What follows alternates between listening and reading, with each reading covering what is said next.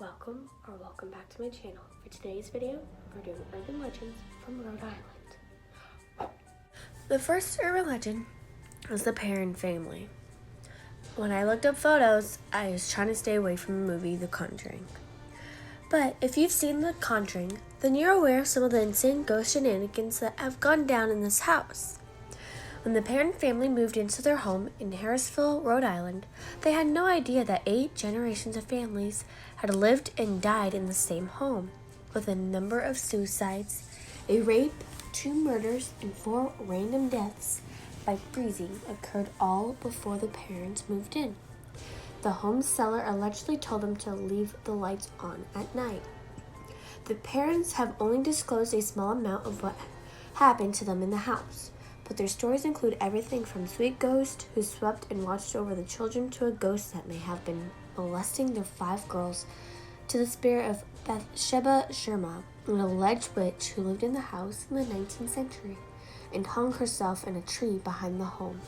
The Perrin family called in Ed and Lorraine Warren, the same couple who investigated the Amityville home, but things only became worse when they arrived. The parents had to live with their ghost for a decade before they were financially free to move away from this terrifying piece of property. The next urban legend is Fingernail Freddy. A creepy old guy named Freddy who had jagged fingernails and attacked people at night. Who does that sound like? If you said Freddy Krueger, you're close, but no cigar.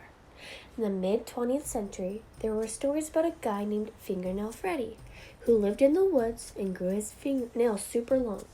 Apparently, if campers were being too loud, Freddy would go super weird and say, "Don't make noise at night, because Fingernail Freddy is going to come and claw you with his fingers with his nails." There's nothing scarier than someone who talks about themselves in the third person. The next urban legend is Dolly Cole. One of the saddest urban legends in the smallest state in the Union is that of Dolly Cole, a prostitute who had a penchant for wearing men's clothing. When she was alive, Dolly was rumored to be a witch who lived outside of Foster, Rhode Island, and in an attempt to rid themselves of the blight on their town, some people from the village burned down her home, but only succeeded in killing her only child. Committed to getting rid of the witch of Foster, some of the townspeople caught up with Cole in the middle of the woods and murdered her at the tender age of 27. Today, many hunters, fishermen, and hikers have been known to see a woman walking through the woods who seemed to be dressed in men's clothing. The next urban legend is Mercy Brown. Did you know that vampires were a big deal in Rhode Island?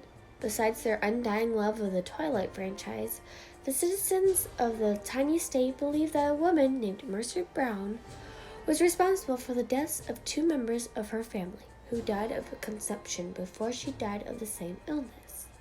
The vampire mythos comes from when Mercy's father and a doctor exhumed her body along with those of his wife and son, to find that Mercy still had fresh blood in her heart. To this day, people who visit Mercy's grave in Exeter, Rhode Island, have said that they felt a chill when they stand near her headstone.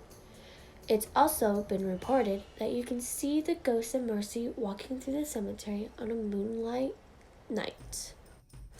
The last urban legend is the Devil's Footprints.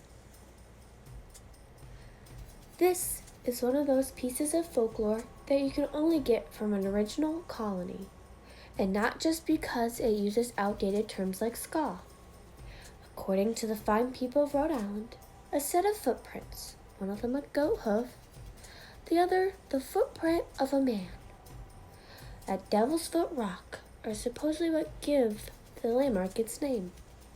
The story behind the spooky prints says that they come from when a young Native American woman murdered a white man near Wickford, Maine, and attempted to escape only to be caught by a stern-looking English gentleman. As she cries out for Hobomalka to save her, Her attacker reveals, "I'm Hobomoko."